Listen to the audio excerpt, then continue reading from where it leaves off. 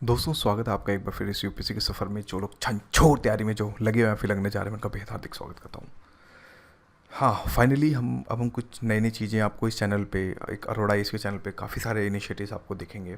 Surprises हम धीरे धीरे खोल रहे हैं। जैसे कि अभी एक सीरीज़ हम स्टार्ट कर रहे हैं, प्राचीन भारत कला और संस्कृति। इसमें कुछ ऑलमोस्ट 50+ लेक्चर्स होंगे। एक धीरे धीरे धैर्य के साथ देखिएगा। और हमारा मोटिव ये है कि हम एक लेक्चर में पूरा एक टॉपिक को बहुत अच्छे से कवर करें। आज के टॉपिक को अगर हम बात करें तो पूरा पाषाण काल से लेकर नवपाषाण काल तक की पूरी इन्फॉर्मेशन इसमें दी जाएगी। और साइमल्टेनियसली एक बेसिक इतिहास क्या होता है, यूपीएससी के स्टैंडर्ड को लेके चलना। क्योंकि देखिए क्या होता है कि प्राचीन भारत और कला और संस्कृति को अगर हम कंबाइन करें तो कुछ ऑलमोस्ट हमें 10 क्वेश्चंस के आसपास देखने को मिलते हैं। It depend on situation, variation fluctuate भी होता है। कभी 7 क्वेश्चन भी आते हैं, कभी 12-15 क्वेश्चन भी आते हैं। It's depend on situations. But हम ऑन एवरेज अगर लेके चलें तो हाँ, हम कह सकते हैं 9 से 10 क्वेश्चंस के आसपास हमें देखने को मिलता है। जिसके अगर हम मार्क्स में बात करें तो कोई 20 मार्क्स के आसपास हमें चीज़ें देखने को मिलती हैं। तो ये सेक्शन अगर हिंदी मीडियम वाले बहुत अच्छे से मेरे साथ अगर अगर अच्छे से लेके चलें तो इसमें मैं यहाँ पे ये बोलूँगा कि आपके चांसेस जो होंगे प्रीलिम्स के अंदर बहुत अच्छे होंगे। और डेफिनेटली आने वाले टाइम में हिंदी मीडियम को एक सुनहरा अवसर भी देखने को मिलेगा। जिस तरह से रिज़ल्ट हादसे पे आ रखा है हिंदी मीडियम का, अब मैं कुछ इनिशिएटिव नए नए स्टार्ट कर रहा हूँ तो उसमें आपको काफ़ी ज़्यादा हेल्पफुल मिलेगी। साथ में मेरे करंट अफेयर्स जो अरोड़ा IAS के मार्च करंट अफेयर मैंने ऑलरेडी टेलीग्राम पे डाले हैं। आप उनको जाके एक बार क्रॉस चेक कीजिए, कंपेयर कीजिए। आपको दूध का दूध पानी का पानी एक तरफ देखने को मिल जाएगा। तो खैर स्टार्ट करते हैं फिर फटाफट पूरा पाषाण काल से लेकर नवपाषाण काल तक। और इस चीज़ को जो है समझने की बहुत ही बारीकी से जो समझने की कोशिश करते हैं। दोस्तों आगे बढ़ने से पहले कुछ बेसिक चीज़ें, कुछ ऐसे भी एस्पिरेंट्स होंगे जिनको जिनको कह सकता हूँ कि कुछ भी नहीं पता इतिहास के बारे में। तो इतिहास को अगर हम देखा जाए तो हम 3 पार्ट में डिवाइड कर सकते हैं, जिसको हम प्रागैतिहासिक काल कहते हैं, आग ऐतिहासिक काल कहते हैं और ऐतिहासिक काल कहते हैं। हो सकता है मेरी प्रोनाउंसिएशन में थोड़ी प्रॉब्लम हो हिंदी को लेके, क्योंकि because I belongs to I belongs to Punjabi family. Sometimes it's difficult to speak in Hindi, little bit hard for me. तो इस वजह से तुसी ध्यान रखना कि ऐसे पंजाबी मुंडा है जो क्या नाम है हिंदी नाल फिर गल करना है थोड़े नाल। तो इस चीज़ को थोड़ा सा याद रखिएगा बस। तो देखिए इतिहास के अंदर प्रागैतिहासिक काल, आग ऐतिहासिक काल और इसको ऐतिहासिक काल में डिवाइड किया जाता है। साथ में अगर हम बात करें तो इसी प्रागैतिक काल को अगर हम देखें तो 3 पार्ट के अंदर डिवाइड किया जाता है, जिसको हम पूरा पाषाण काल, मध्य पाषाण काल और नवपाषाण काल कहते हैं। यानी कि आज का जो लेक्चर है वो यहीं तक ही होगा। यानी कि पूरा पाषाण काल, मध्य पाषाण काल और नवपाषाण, इनका एक टाइम फ्रेम भी था। टाइम फ्रेम दोस्तों इसका मतलब कहने का मतलब ये है कि देखो इतिहास ने अलग अलग चीज़ों को अलग अलग डायमेंशंस में दिखाया है। कुछ ऑथर्स हैं, देखो कोई कहता है कि पूरा पाषाण काल 6000 वर्ष तक था, 6000 ईस्वी पूर्व तक था। कुछ कहते हैं कि मतलब समझ रहे हैं अपना टाइम लाइन एक अलग अलग थी। बट मोटा मोटा अगर हम बात करें NCERT को लेके चलें तो NCERT ने स्ट्रिक्टली मेंशन कर रखा है कि 8000 से ये 8000 से 4000 और ये 4000 से लेके 2500 के आसपास ये हमारे काल थे। इसके बीच में अब हमें यूपीएससी को लेके क्या पढ़ना है? हमें ये नहीं पढ़ना कि चावल कहाँ से मिला, ये घास कहाँ से मिली, या फिर ये चीज़ें, हमें ये चीज़ नहीं पढ़ना। हमें अगर हम बात करें यूपीएससी के एनालिसिस को समझें तो हमें ये पढ़ना है कि क्या चेंजेस थे, कि पूरा पाषाण काल में क्या हमें चेंजेस देखने को मिले। साथ में हमें अगर हम बात करें तो मध्य पाषाण काल के अंदर हमें क्या चेंजेस देखने को मिले। एक चेंज मतलब एक परिवर्तन के तौर पे हमें क्या क्या चीज़ें देखने को मिली, समाज के अंदर क्या थोड़ा बहुत चेंजेस देखने को मिला, वो चीज़ें हमें पढ़नी होती है। ना कि रादर देन फैक्ट्स, कि आप लोग जो फैक्ट्स रटते हैं कि बेलन घाटी ये वो फलाना, उस तरह के क्वेश्चन यूपीएससी नहीं पूछता है। यूपीएससी बहुत ही कंसेप्ट बेस्ड क्वेश्चन पूछता है, ताकि वो देखना चाहता है कि आपने किसी चीज़ को बहुत बारीकी से समझा है या नहीं समझा है। मैंने बहुत सारी चीज़ों को देखा, लोग मैंने बात भी करी तो वो यही कहते हैं कि हम तो फैक्ट्स याद करते हैं। देखो फैक्ट्स इंपॉर्टेंट हैं, मैं ये नहीं बोलूँगा, लेकिन एक चेंज क्या आ रहा है उस चीज़ को भी समझना बहुत ज़्यादा ज़रूरी हमें देखने को यूपीएससी में देखने को मिलता है। तो अगर हम देखो, अगर हमने इतिहास के अगर पार्ट को डिवाइड करें तो प्राग ऐतिहासिक काल के 3 पार्ट हमने देख लिए। अगर हम आग ऐतिहासिक यानी कि इस वाले पार्ट को अगर हम देखें तो इसमें हमें देखो दोस्तों, अगर हम आग ऐतिहासिक काल के पार्ट को देखें तो इसको भी हम 2 पार्ट में देख सकते हैं।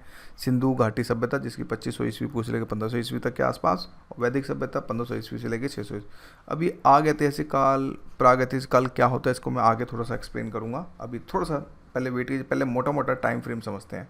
फिर ऐतिहासिक काल के अंदर अगर हम बात करें तो जिसके अंदर हमारे 3 पार्ट हमें देखने को मिलते हैं, जिसके अंदर प्राचीन भारत का इतिहास, मध्य भारत का इतिहास और आधुनिक भारत का इतिहास हमें देखने को मिलता है।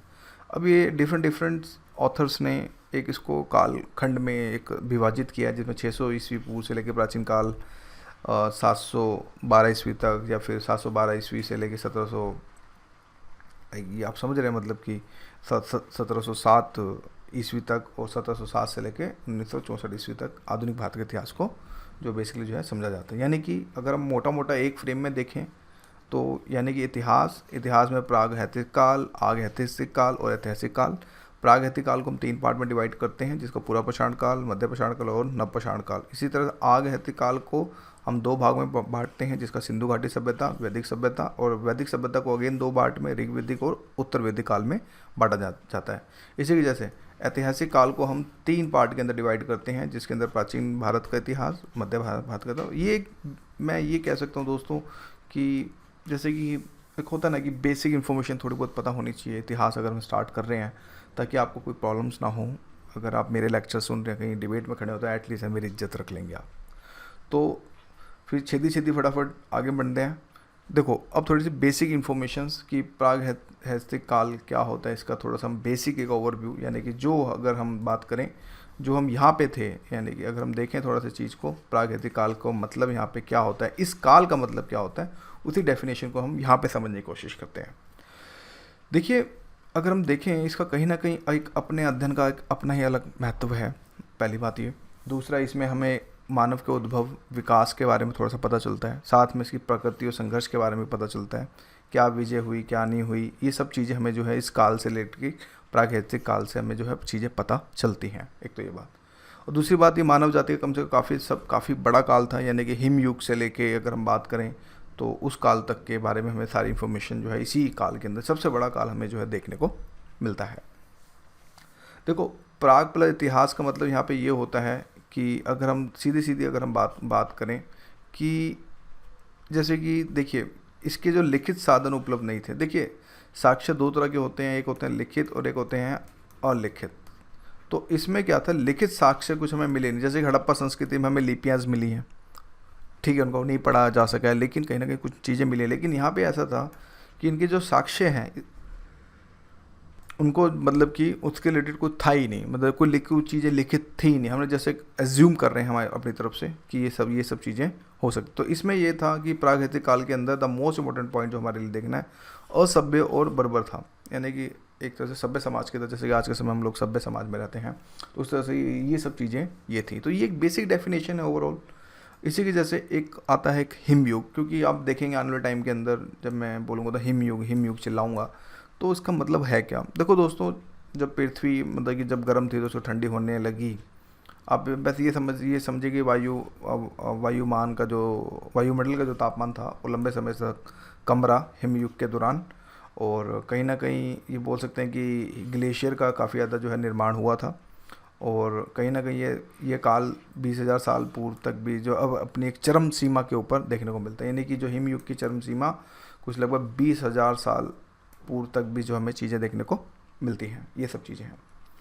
कुछ विवाद भी है इस पर कि हिम युग ख़त्म हो गया, लेकिन कुछ लोग ये भी मानते हैं कि हिम युग जो है कुछ लोग ये बोलते हैं कि भाई 12,000 वर्ष पूर्व जो है वो आपका हिम युग जो है ख़त्म हो गया। लेकिन अगर हम बात करें कि कुछ वैज्ञानिक जो रिसर्च एनालिसिस जो विंग होती है वो अपना काम करते हैं, जो इस पे स्पेशली जो अगर हम बात करें तो वो कहते हैं कि भाई ग्रीनलैंड और अंटार्कटिका की जो बर्फ़ की चादरें हैं वो भी अभी भी बहुत मोटी हैं, तो कहीं ना कहीं इसका संबंध हिम युग के चरण से ही है, जो अभी तक जो समाप्त नहीं हुई। ये कुछ मतलब वैज्ञानिक तौर पे कहते हैं कि हिम युग का मतलब यहाँ पे ये है। और यही कहीं ना कहीं इसी जब यह युग अपने चरम पर था तो उत्तरी भारत का काफ़ी क्षेत्र जो है बर्फ़ की मोटी चादर, तो मतलब कि मोटी चादरों से जो है बेसिकली एक सतह से जो है कहीं ना कहीं ढका हुआ था। तो हिमयुग का जो संबंध निम्न पाषाण काल से ही लिया जाता है। तो क्वेश्चन आ सकता है यहाँ से कि हिमयुग का संबंध कौन से काल में निर्धारित किया जाता है। 3-4 ऑप्शन दे देगा, घूम जाओगे, तो इस चीज़ को याद रखना कि इसको जो है निम्न पाषाण काल से जो है इसको जो है संबोधित किया जाता है। तो ये एक बेसिक स्ट्रक्चर मैं कह सकता हूँ। साथ में आगे ऐतिहासिक काल और ऐतिहासिक काल में क्या फ़र्क होता है दोस्तों। आगे ऐतिहासिक काल का मतलब यहाँ पे ये है कि साहित्य और पुरातत्व जो दोनों प्रकार के साधन पे जो है स्पेशली निर्भर थे, परंतु इस काल में ये था कि इनकी लिपियों को पढ़ने में सफलता यहाँ पे जो है नहीं मिली थी, जिस वजह से इसको ऐतिहासिक काल जो है बोला जाता है। जैसे कि कृष्ण लोहित मृदभांड संस्कृति इस काल से संबंधित है। जो एक ध्यान रखिएगा, एक एग्जाम्पल है यहाँ पे कि यहाँ पे कृष्ण लोहित मृदभांड जो संस्कृति है वो कहीं ना कहीं इससे मतलब कि संबंधित है, जो आग ऐतिहासिक काल से। ऐतिहासिक काल के अंदर ये था कि भाई यहाँ पे सब जो साक्ष्यों को जो है पढ़ा जा सकता था, जो यहाँ पे चीज़ों को जो है अगर बात करें पढ़ा जा सकता था, और मानव कहीं ना कहीं सभ्य बन गया था। और कहीं ना कहीं ये काल पुरातात्विक साहित्य तथा विदेशों के वर्णन पर भी निर्भर था। तो कहीं ना कहीं हमें ये सब चीज़ें जो है हमें देखने को मिलती हैं। देखो हमारे इतिहास कहाँ से पता चलते हैं, हमारे या फिर लिपियाँ हों या फिर कोई साक्ष्य हों या फिर विदेशी भ्रमण हो, तो वहाँ से हमें चीज़ों को सोर्सेज जो जुटाने का जो हमें जो मिलता है। तो चलिए फिर शुरू करते हैं। तो बेसिक मैंने बताया था और अब थोड़ा सा आगे बढ़ते हैं। दोस्तों नव पाषाण जो स्पेशली अगर बात करें, जो पूरा पाषाण काल है, यानी कि अगर मैं थोड़ा सा आपको यहाँ पे लेके जाऊँ इधर, देखो अब हम बात कर रहे हैं, यानी कि अभी हमारी जो बात चलेगी, अब हम प्रागैतिक काल के अंदर ही अब हम इन तीनों चरणों को ही एक्सप्लेन बहुत अच्छे से करेंगे। यानी कि प्रागैतिक काल के अंदर पूरा पाषाण काल, मध्य पाषाण काल और नव पाषाण काल को ही बहुत अच्छे से जो है हम यहाँ पे देखने की जो है कोशिश करेंगे। देखो पूरा पाषाण का पहली बात तो टाइम फ्रेम। देखो दोस्तों जो टाइम याद रखिएगा, जो ओवरऑल जो पूरा पाषाण का, अगर हम पाषाण काल को देखें, पाषाण काल को देखें तो 5 लाख से लेके कुछ 10,000, अगर हम स्टोन एज को देखें तो कहीं ना कहीं 10,000 ईस्वी पूर्व तक। देखो ईस्वी पूर्व, ईसा के बाद जो आता है उसको ईस्वी कहते हैं। जब ईसा जी का जन्म हुआ था उसके बाद के काल को ईस्वी कहते हैं, और उससे पीछे वाले को ईस्वी पूर्व कहते हैं। एक तो ये बात हो गई। तो कहीं ना कहीं अगर हम बात करें तो पूरा पाषाण काल का जो 5 लाख से लेकर 10,000 के बीच हुआ, पूरा पाषाण के अब काल की बात हो रही है। देखो पाषाण काल के अंदर जो है पूरा पाषाण काल, इस चीज़ को भी आपने जो है चीज़ों को याद रखना है, ठीक है। तो पूरा पाषाण काल अब देखो पूरा पाषाण काल के भी अगर हम ध्यान से देखें तो इसके भी 3 पार्ट होते हैं, जिसका एक उच्च होता है, एक मध्य होता है और एक निम्न होता है। इस चीज़ को भी आपने जो है ध्यान यहाँ पे जो है रखना है। देखो इन काल को बांटने का मकसद यहाँ पे ये था, मतलब ये काल जो है क्यों बांटे गए, एक क्वेश्चन है ये भी आपके दिमाग में होना चाहिए कि क्यों बांटे गए। एक्चुअली ये था कि इनके उपकरण की प्रकृति और जलवायु में जो परिवर्तन होते रहे उसके अनुसार जो है इनको 3 भागों में जो हमने जो है बांटने की कोशिश करी। यानी कि सबसे बड़ा कारण उपकरणों की प्रकृति, यानी कि जो ये उपकरण यूज़ करते थे उनमें चेंजेस जो उन्होंने देखे, वैज्ञानिकों ने जो उन्होंने देखे, तो उसी के आधार पे जो है इन तीनों को जो है बांटा गया। अब जैसे कि निम्न पाषाण काल 5 लाख से लेके 50,000 ईस्वी पूर्व तक के काल को, मध्य पाषाण काल 50,000 ईस्वी पूर्व से लेके 40,000 ईस्वी पूर्व तक के, फिर उच्च पाषाण काल इसको बोलते हैं 40,000 ईस्वी पूर्व से लेके 10,000 ईस्वी पूर्व। तो ये थोड़ा टाइम फ्रेम है, इसको थोड़ा सा आपको जो है दिमाग में जो है आपको स्पेशली याद रखना पड़ेगा। अब इनमें कुछ अगर हम बात करें तो कुछ चीज़ें मिली निम्न पाषाण काल के अंदर। अगर हम औजार, क्योंकि देखो यहाँ पे औजार ही सबसे ज़्यादा महत्वपूर्ण थे, हम आगे भी डिस्कस करेंगे, लेकिन औजार के तौर पे हाथ की कुल्हाड़ी, तक्षणी, काटने का औजार, इसी के जैसे मध्य पाषाण काल के अंदर काटने वाले औजार फलक, वेंधी, खुरचनी, और उच्च पाषाण काल के अंदर, पूरा पाषाण काल के अंदर तक्षणी और खुरचनी का जो स्पेशल जो प्रयोग यहाँ पे किया जाता था। ये मैं यहाँ पे बोलूँगा कि ये चीज़ें थोड़ी सी इंपॉर्टेंट हैं, तो प्लीज़ इनके नोट्स भी साथ साथ बना के चलेंगे तो आपको मज़ा आएगा। और अब आगे थोड़ा सा देखते हैं। अब हम बात कर रहे हैं निम्न पाषाण काल की, यानी कि अगर हम बात करें तो इसी पाषाण काल के अंदर ही, अगर पूरा पाषाण काल के अंदर हम देखें तो इसी के अंदर हम निम्न पाषाण काल की, अब हम इसके बारे में जो है थोड़ा सा डिस्कस करेंगे। दोस्तों निम्न पाषाण काल की अगर हम बात करें तो इसमें मानव का जीवन अभी भी अस्थिर था, यानी कि इधर उधर घूमता था, केव्स में रहता था, गुफाओं में रहता था, ये सारे काम मतलब कि करता था। इसमें भी इसके आवास, भोजन व वस्त्र की व्यवस्था इस काल में नहीं थी, निम्न पाषाण काल। यानी निम्न पाषाण काल की अगर हम डेट देखें तो कहीं ना कहीं अगर हम देखें तो आपके सामने स्क्रीन पे आपको दिख रहा होगा कि 50,000 ईस्वी पूर्व से लेके 40,000 ईस्वी पूर्व तक, आप समझ रहे हैं। तो इस केस में उस समय ये व्यवस्था नहीं थी कि भाई वो देखिए आईटी टेक्नोलॉजी आने से करीब 5 से 10 साल में कितना चेंज हो गया। तो सोचो, ये तो अगर मैं बात कर रहा हूँ 50,000 से लेके 40,000 काल के 10,000 साल का फ़र्क था। तो बहुत बड़ा टाइम होता है। अगर हम बात करें, एक आदमी तो 60 से 65 साल ही देता है, तो सच में वो काफ़ी बड़ा एक टाइम फ्रेम हमें देखने को मिला। तो जिस काल के अंदर मानव जीवन अस्थिर था, आवास, भोजन और वस्त्र की व्यवस्था यहाँ पे बिल्कुल नहीं देखने को मिलती थी। साथ में मानव के भोजन का आधार था यहाँ पे शिकार था, यानी कि आखेट माने शिकार करना, अतः आखेट करने के लिए उसे हथियारों की ज़रूरत पड़ी। आरंभिक हथियार बेडोल होते थे, कुछ भी मोटा खोटा, जैसे कि कुछ इस तरह से बेडोल हथियार होते थे, मतलब बड़े से कोई मोटा सा पत्थर उठा लिया, फिर छोटा सा पत्थर उठा लिया, उसको मार दिया, तो इस तरह से मतलब चीज़ें यहाँ पे थी। यहाँ पे अगेन यहाँ पे भोजन संग्रह का जो स्थान था वो बिल्कुल नहीं था, और साथ में भोजन उत्पादक यहाँ पे नहीं होते थे। यहाँ पे ये खुद का अपनी तरफ से खुद का जो है भोजन का उत्पादन, जैसे कृषि जो है अगर बात करें तो वो नहीं कर सकते थे। और इसके बात करें तो अधिकांश समय जो है ये हिमयुग के अंतर्गत ही हुआ, और इसके जो मुख्य जो प्रजाति के जो लोग थे उनको हम जो है नेग्रिटो के तौर पे जो है मतलब कि हम कहते थे। तो ये एक इम्पॉर्टेंट टास्क है, और ये नेग्रिटो जो है थोड़ा सा कहीं ना कहीं थोड़ा सा इम्पॉर्टेंट हो जाता है। अब इसके अंदर अगर हम देखें तो निम्न पाषाण काल के कुछ हमें क्षेत्र देखने को मिलते हैं।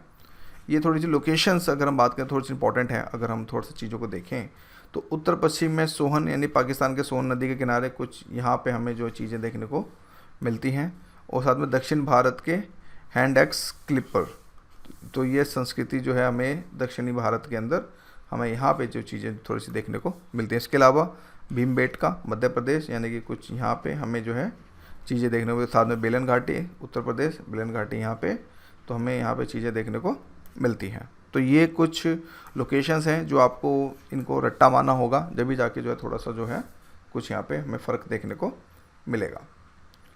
इसके बाद मध्य पूरा पाषाण काल हमें देखने को मिला। इसके अंदर हमारे ये चीज़ें थी कि भाई इस काल में मनुष्य ने हथियारों को और ज़्यादा सुंदर और उपयोगी बनाया। मध्य पाषाण काल के अंदर अगर हम देखें तो इसमें हथियारों को सुंदर और उपयोगी बनाया। अब क्वार्टरजाइट की जगह जो है जैस्पर और चार्ट इत्यादि चमकीले पत्थरों की सहायता से फलक हथियार बनाए गए, यानी कि मतलब कि फलक तेज़ धारदार वाले और पतले, थोड़े से पतले। देखिए इस काल से इसमें अगर हम बात करें तो यहाँ से कुछ ऐसे हमें जो है हथियार जो हमें देखने को मिलते हैं, और इस काल को जो है फलक संस्कृति का नाम भी जो है से भी जो है मध्य पूर्व पाषाण काल को जो है जाना जाता है।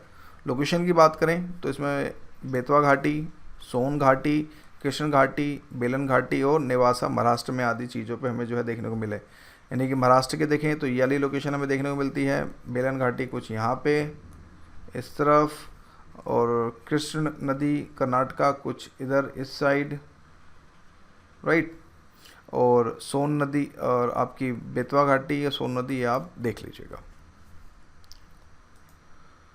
उच्च पूरा पाषाण काल के अंदर अगर हम चीज़ों को थोड़ा सा समझें तो इसमें क्या हुआ कि भाई अंतिम चरण में था दूसरा, इसमें कहीं ना कहीं एक उत्तर पूरा पाषाण कालीन संस्कृति का उदय हुआ, और इस युग में होमोस्पेसियन का उदय हुआ, और इस काल में मानव विकास की प्रक्रिया और अधिक तेज हुई, और इस युग में पत्थर फैलेको का जो है उपयोग यहाँ पे जो है स्पेशली पत्थरों का जो है अगर बात करें तो बढ़ गया। फिर इसके कुछ हमें अगेन इस काल में हमें कुछ देखने को मिलते हैं लोकेशंस, लाइक बेलन घाटी, रेणुगुट्टा, सोन घाटी, सिंध भूमि इत्यादि, ये सारी लोकेशंस जो हमें देखने को मिलती हैं। दोस्तों बेलन घाटी काफ़ी ज़्यादा, देखो बेलन घाटी काफ़ी कॉमन है इन तीनों में, चाहे वो आपका तो कहीं ना कहीं बेलन घाटी में साक्ष्य जरूर मिले हैं। बेलन घाटी टोन्स यानी कि तमस नदी की एक सहायक नदी है, और बेलन नदी उत्तर प्रदेश राज्य के सोनभद्र जिले से निकलकर मिर्ज़ापुर ज़िले से होते हुए इलाहाबाद ज़िले में टोंस नदी से मिलती है। टोंस नदी स्वयं गंगा की सहायिका है और इलाहाबाद के पूर्व में गंगा से मिल जाती है। तो किसी को कुछ ये ना पता हो कि बेलन नदी किधर है, तो ये सब चीज़ें हमने जो है स्पेशली जो है बता दिया। तो अब कुछ थोड़े से प्रमुख तथ्य देख लेते हैं, यानी कि हम बात कर रहे हैं पूरा पाषाण काल की, तो उसके कुछ तथ्यों को भी तो थोड़ा सा समझ लेते हैं कि तथ्य क्या कहते हैं। देखो वो ये कहते हैं कि बेलन और नर्मदा घाटी में पाषाण युग की सभी अवस्थाएं क्रमवार तरीके से विकसित हुई। एक चीज़ ध्यान रखिएगा, यानी कि तीनों अवस्थाएं, यानी कि अगर हम बात करें तीनों अवस्थाओं के बारे में अगर हम बात करें तो कहीं ना कहीं हमें बेलन और प्लस नर्मदा घाटी, नर्मदा घाटी, ये कहीं ना कहीं हमें जो है तीनों तरीके से जो है एक तरह से जो है विकसित हमें जो है देखने को यहाँ पे मिलती है। साथ में गंगा, यमुना, सिंध के मैदानी इलाकों में उच्च पूरा पाषाण युग की कोई जानकारी हमें नहीं मिलती है। यानी कि पूरा पाषाण काल के अंदर ज़रूरी नहीं कि गंगा, यमुना और सिंध में यहाँ के लोग रहने लग गए थे, तो इसके रिलेटेड भी जो है यहाँ पे कोई भी जानकारी नहीं मिलती। ये बहुत इंपॉर्टेंट तथ्य जो है मैं आपके समक्ष जो है लेके आया हूँ।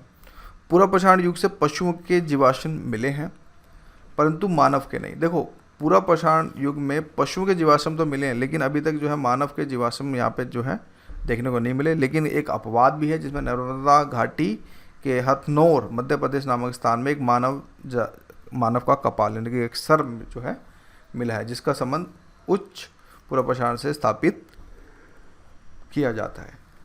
मध्य पूरा पाषाण काल में हथियार बनाने में क्वार्टज की जगह जैस्पर, चट इत्यादि चमकीले पत्थरों का उपयोग किया जाता था। इस कारण इसे फलक संस्कृति का भी नाम जो है दिया जाता था। साथ में थोड़ा सा इसको बड़ा करते हैं 1 मिनट ताकि आपको कोई दिक्कत ना हो। हाँ, अब थोड़ा सा कुछ समुदाय से रिलेटेड थोड़ी सी चीज़ों को अगर हम देखें तो सामुदायिक जीवन का विकास उत्तर पूरा पाषाण काल में अधिक सुदृढ़ था, यानी काफ़ी अच्छा हो गया था, और अनेक व्यक्ति समूह कुलों में रहते थे, जिससे परिवार जैसी संस्था के उदय का मार्ग प्रशस्त हुआ आने वाले टाइम के अंदर। अगर हम इसमें देखें तो लैंगिक आधार पर भ्रम विभाजन जो है प्रारंभ यहाँ पे हो चुका था कि गर्ल्स और जो बॉयज़ का जो एक लैंगिक विभाजन था वो अब यहाँ पे जो है देखने जो है लग जा रहा था। साथ में गुफाओं के अतिरिक्त झोपड़ियों का प्रयोग आवास के रूप में यहाँ पे किया जाने लग गया था। गुफा चित्र से जो स्पेशली जो भीमकेटका की जो गुफा चित्र हैं अगर हम बात करें तो वहाँ से अगर ज्ञात होता है कि लोग पशु चर्म का उपयोग वस्त्र के रूप में जो है यहाँ पे करते थे। भारत में आदि मानव जो अप्रशिक्षित औजारों का जो है यहाँ पे अप्रशिक्षित उसको जो है अभी तक तराशा नहीं जो है जाता था। तराशे हुए पत्थरों के औजारों और फोड़ी हुई मिट्टियों से वे शिकार करते थे, पेड़ काटते थे तथा अन्य कार्य भी जो है इस जो पूरा पाषाण काल के अंदर जो हमें देखने को मिलता था। इस काल में मानव अपनी खाद्य सामग्री कठिनाई से ही एकत्र कर पाता था और शिकार से अपना जीवन यापन करता था।